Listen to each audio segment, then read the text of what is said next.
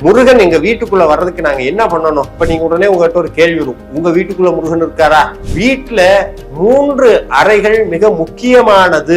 அந்த தெய்வ அதிர்வு நிலை எங்கெல்லாம் குடிகொள்ளுமா? அந்த வீட்டினுடைய வாசப்படியினுடைய நிலவு. 2வது சமையலறை, 3வது பூஜை அறை. நம்ம எல்லார் வீட்டுக்குள்ளேயும் முருகன் இருக்கிற நம்மளுடைய ஒவ்வொருத்தருடைய உள்ளத்திலும் முருகன் இருக்கிற தெய்வத்தினுடைய அதிர்வு, தெய்வ அதிர்வு.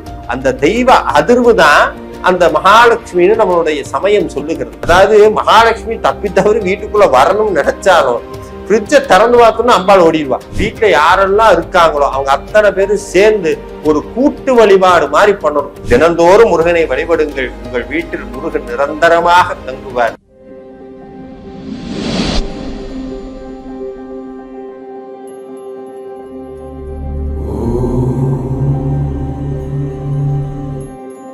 அனைவருக்கும் வணக்கம்.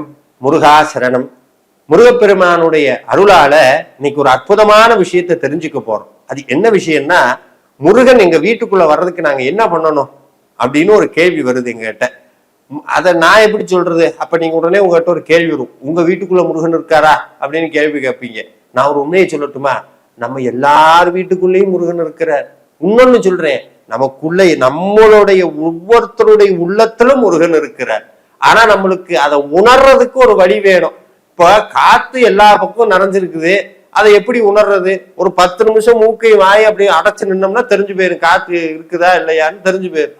அதே மாதிரி எங்க வீட்டுக்குள்ள முருகன் இருக்கார், முருகனுடைய அருள் இன்னமே எங்க வீட்டுல நிறையணும் அப்படின்னா என்ன பண்றதுன்னா, அதுக்கான வழிமுறைகள் தான் இது.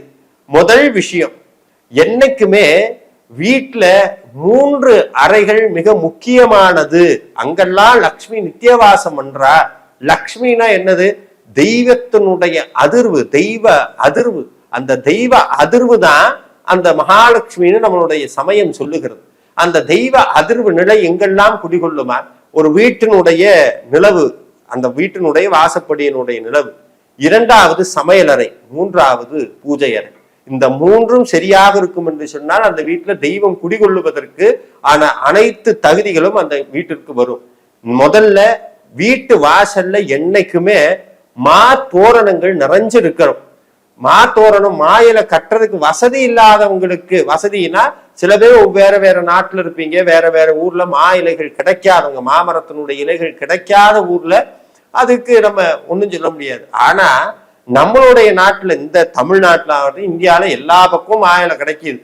ஆனா இன்னைக்கு என்ன ஆகி போச்சுன்னா, இலையை மாத்துறதுக்கு சோம்பேறித்தனம் பட்டுட்டு இப்ப பிளாஸ்டிக் இலைய அடிச்சு தொங்க விடுறோம். அந்த பிளாஸ்டிக் இலையில ஏகப்பட்ட சாமி போட்டோ, அது இல்லாம பிளாஸ்டிக் இது. இந்த இலை அப்படின்னு சொன்னா, இலைன்னு சொன்னா அது சாதாரண கிடையாதுங்க. நம்ம போற போக்குல அது இலைன்னு சொல்லிட்டு போயிடும். ஒரு இலைங்கிறது ஒரு உயிரினுடைய துளி, இந்த பிரபஞ்சத்தினுடைய உயிர் துளி அந்த இலையில இருக்கு. ஒவ்வொரு இலையும் ஒரு மரம்ங்கிற உயிரினுடைய பிரதிபிம்பம். அந்த இலை அந்த உணர்வோட அந்த உயிர்ப்பு தன்மைன்னு சொல்லுவாங்க. எப்பவுமே எந்த இடத்துல உயிர் இருக்கோ, எந்த இடத்துல அந்த ஆர்டிபிஷியல் இல்லையோ, எந்த இடத்துல இயற்கையான ஒரு அமைப்பு இருக்கிறதோ அங்கு இறைவன் குடிகொள்ளுவார். நான் நிறைய இடத்துக்கு போகும்போது, சில சமயம் எங்களுடைய ஊர்ல காட்டுக்குள்ளெல்லாம் போவோம். ஒரு ரொம்ப அடர்ந்த காட்டுக்குள்ள ஒரு சில கோவிலுக்கெல்லாம் போவோம். அந்த கோவிலுக்குள்ளெல்லாம் போனீங்கன்னா வழிபாடே அங்க இருக்காது. என்னைக்கோ சாமிக்கு கட்டுன அந்த புடவை, காய்ந்து போன பூவு, விளக்கு இருக்காது. ஆனா அந்த இடத்துக்கு போனாலே ஒரு அதிர்வு உள்ள வரும். ஒரு நம்மளைய மீறிய ஒரு ஆற்றல் அங்க இருக்கு, அப்படிங்கிற சாமி அங்க இருக்குதுடா அப்படிங்கிற அந்த உணர்வு நமக்குள்ள வரும். இது எப்படி நடந்தது? ஏன்னா இயற்கைக்கு மத்தியில என்னைக்குமே சாமி இருப்ப. நான் விளையாட்டா சொல்லுவேன், அந்த இடத்துல கும்பாபிஷேகமே பண்ண வேண்டாம், சாமி என்னைக்குமே அங்கதான் இருப்பாரு.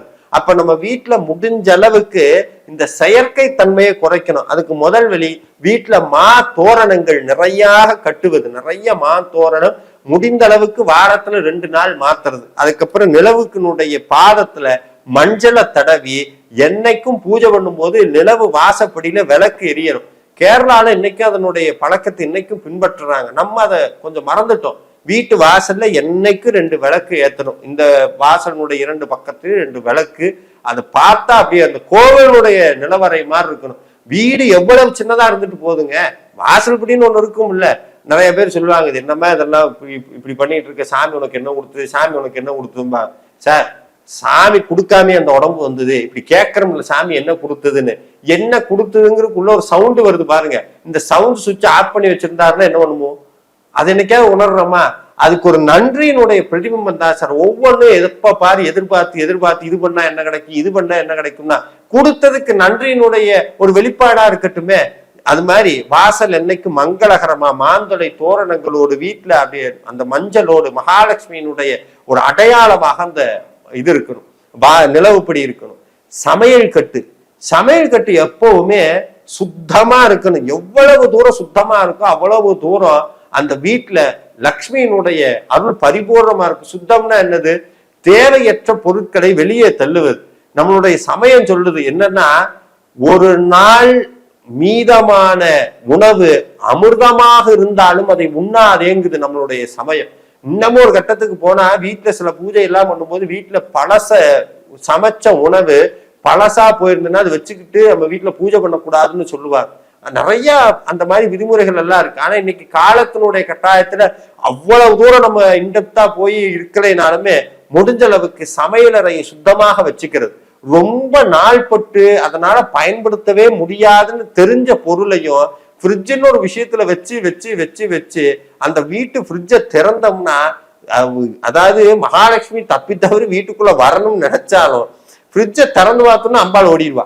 அப்படி வச்சுக்க கூடாது. எது தேவையோ அதை வச்சுக்கணும், சுத்தமா இருக்கணும். எவ்வளவு தூரம் தூய்மையாக இருக்கிறதோ அதுக்கு பேர் தான் ஆச்சாரம்னு பேர். நிறைய பேர் ஆச்சாரம்னா ஏதோ ஒரு குறிப்பிட்ட சமூகத்துக்கானதுன்னு நினைச்சுக்கிறாங்க. ரொம்ப தவறு. எவ்வளவு தூரம் ஹைஜீன் இன்னைக்கு ஒரு வார்த்தையை சொல்றான், அதுக்கு பேர் ஆச்சாரம். எவ்வளவு தூரம் சுத்தமா இருக்கிறோமோ, சார் நம்ம ஒரு வீட்டுக்கு போறோம், தண்ணி குடுக்குறாங்க, சமையல் கட்டு ரொம்ப மோசமா இருக்கு, தண்ணி குடிப்போமா? குடிக்க மாட்டோம். அதே அடிப்படை தான். சமையல் கட்டு எவ்வளவு சுத்தமா இருக்கோ அவ்வளவு தூரம் லக்ஷ்மியினுடைய அருள் அவ்வளவு பெருகும். அதே மாதிரி சமையல் கட்டுல என்னைக்குமே குறையக்கூடாதுன்னு சில தானியங்கள் இருக்கு. அரிசி என்னைக்கும் குறையக்கூடாது, மஞ்சள் என்னைக்கும் குறையக்கூடாது. அதே மாதிரி சில தானியங்கள் அதை சில பேருக்கு கடைசி இது வரைக்கும் அள்ளி போடுவாங்க. அப்படி பண்ணக்கூடாது. முடிஞ்ச அளவுக்கு அதை என்னைக்கும் நிறைச்சு வச்சுக்கணும். அதே மாதிரி சமையல் கட்டுலையும் ஒரு தீபம் ஏத்தணும். அந்த தீபம் ஏத்தும் போதும் சமைக்கும் போதும் ஒரு நன்றியை தெரிவிக்கணும். அம்மா, மாதா, அன்னபூரணி எங்க வீட்டுல என்னைக்கு நீ இருக்கணும், அன்னபூரணியை மனசார நினைச்சுக்கணும். அதே மாதிரி முருகனையும் மனசார நினைச்சுக்கணும். அன்னதான முருகனுக்கு அரோகரான்னு சொல்லி சமைக்கணும். 2. 3வது நம்ம வீட்டினுடைய பூஜை அறை. நிறைய பேர் சாமி பூஜை அறையில மட்டும்தான் இருப்பார்னு நினைக்கிறாரு. கிடையாது, வீட்டுல நிறைஞ்சிருப்பார் சாமி. அதுக்கு பூஜை அறை மாதிரி ஒரு அற்புதமான விஷயம். இந்த எப்படி சொல்றதுன்னா, வீட்டுக்குள்ள இருக்கக்கூடிய ஒரு சிறிய கோவில் பூஜை அறை. வீட்டுக்குள்ள இருக்கக்கூடிய சிறிய கோவில் பூஜை அறை.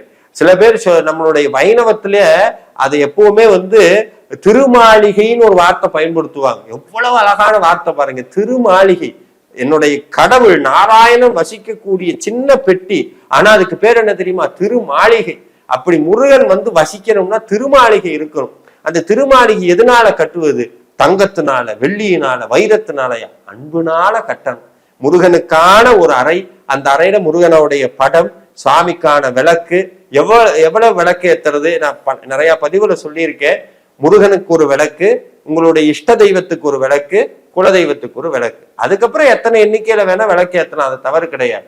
இந்த விளக்கு ஏத்தும் போது என்ன பாடணும் அப்படிங்கிறத பல பதிவுல சொல்லியிருக்கேன். இருந்தாலும் சொல்றேன், வீட்டுல பூஜை பண்ணும் போது நிறைய விளக்கு எரியணும். வாசற்படி, கதவு, பூஜை அறை. இந்த விளக்கு ஏத்தும் போது இறைவனுடைய திருநாமத்தை சொல்லிக்கொண்டே விளக்கை ஏத்தணும். எப்பெல்லாம் பூஜை பண்ணணும்?